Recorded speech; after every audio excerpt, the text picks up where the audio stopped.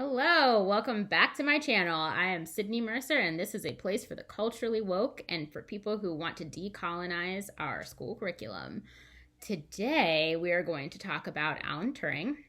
If you've never heard of him before, I'm not surprised, and I can't even talk about how the curriculum was colonized and how we've heard one version of him and then talk about a more realistic depiction of him because I have to go based on my own experience, and I did not learn about him in school at all. I was a fully grown adult before I knew who Alan Turing was, and the only reason I know now, sadly, is because I saw the movie The Imitation Game starring Benedict Cumberbatch and Keira Knightley, and that was a story about his life. It was a film based on his life and his accomplishments, and that's why I know who he is.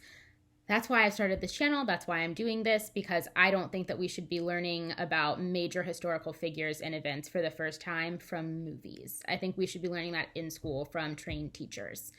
So Alan Turing is a significant historical figure because he helped end World War II. Some historians estimate a full 2 years sooner than it would have ended had he never existed and never accomplished what he did. So he is significant because he led a secret team during World War II that actually managed to crack the Germans and the Nazis' Enigma code that they were using to communicate and plan attacks and bombings and all of their mayhem. And the issue was that they changed their code so frequently. Every single day they were changing their cipher, so nobody could ever crack it or figure out what they were saying or how they were communicating their information. And Alan Turing did. He created a machine that was able to keep up with the changing cipher and could crack the Germans' code over and over again. And as a result, the historians estimate the war ended 2 years sooner than it would have without him.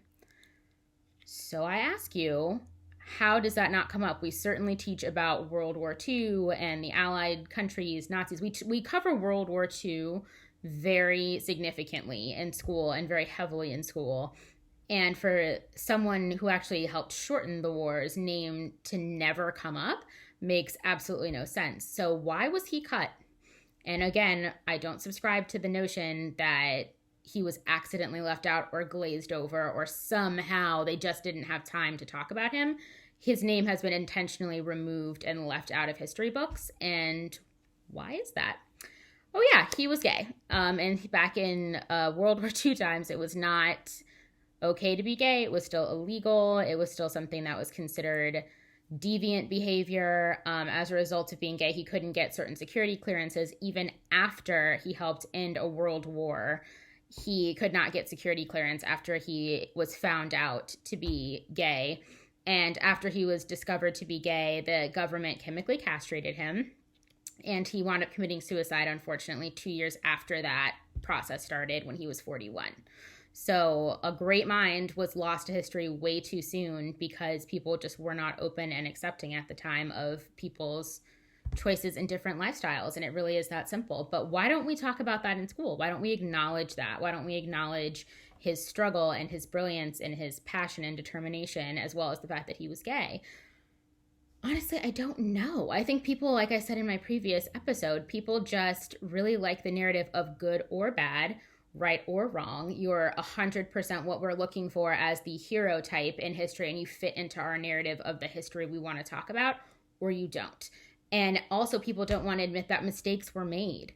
And that was a huge mistake. That was wrong. That someone had such a brilliant mind and he was pushed to the point of being suicidal because society couldn't accept that he was gay. I mean, that was just insane. But I don't know why we don't teach kids about it, because kids understand discrimination. Even young students, they understand right and wrong. They understand that it's not okay to tell someone they can't be a part of something just because of who they are. And I don't know why we pretend like that's never happened before in history. Like, no one's ever been mistreated. No one's ever been cast out for an unfair reason. So apparently the solution has just been, let's cut him completely out of the narrative and completely out of the story. And I'm just not having it anymore. So we are decolonizing hard here. And I think it's worth noting that Alan Turing also refused to go into hiding about being gay. He refused to say it was wrong. He was engaged briefly to a woman that was on his code-breaking team, And she was fine with the fact that he was gay and was willing to still get married, but he decided he wanted to back out and not do that and be a little bit more authentic to who he was. So he never got married, and he was, as I said, eventually discovered to be gay by the government. And as a result, he could not get a security clearance, and they refused to let him help in any way when the Cold War was happening. They refused to take his advice or let him consult or work in any way with the government because they just pulled all of his clearance. So I think it's important that kids know how messed up things used to be, because if you're not telling the whole story, you're not telling the story. You're telling this revisionist, strange version of history that's just not what we need to be promoting to the next generation of kids. Because if I've learned nothing else from my 7 years of teaching, I also have 2 master's degrees in the field of teaching. If I've learned nothing else from all my experiences and all my time spent in classrooms with children, they can handle so much more than people give them credit for. And they can analyze so much deeper than people give them credit for, or people think that they can.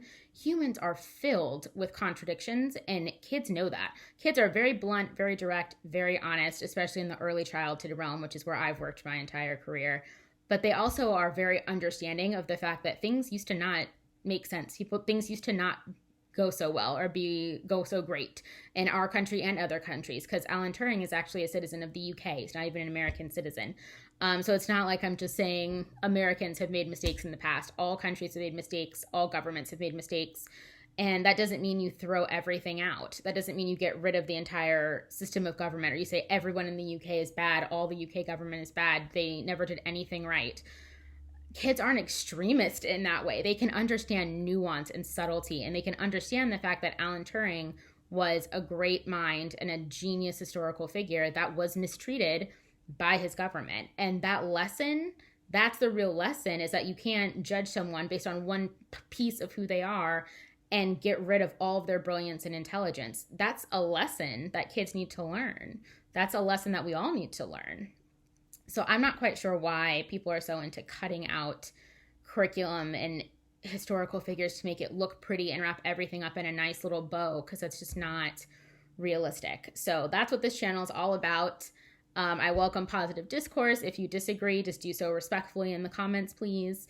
If there's anyone in history that you feel very passionately about that has been cut out intentionally and that is not taught about in school, please comment below, and I would love to do an episode on them. I have some episodes planned already, but I'm always looking for new things to discuss. Like this video, share this video with someone if you think they would find it interesting. Subscribe if you would like updates on this channel. Thank you for listening.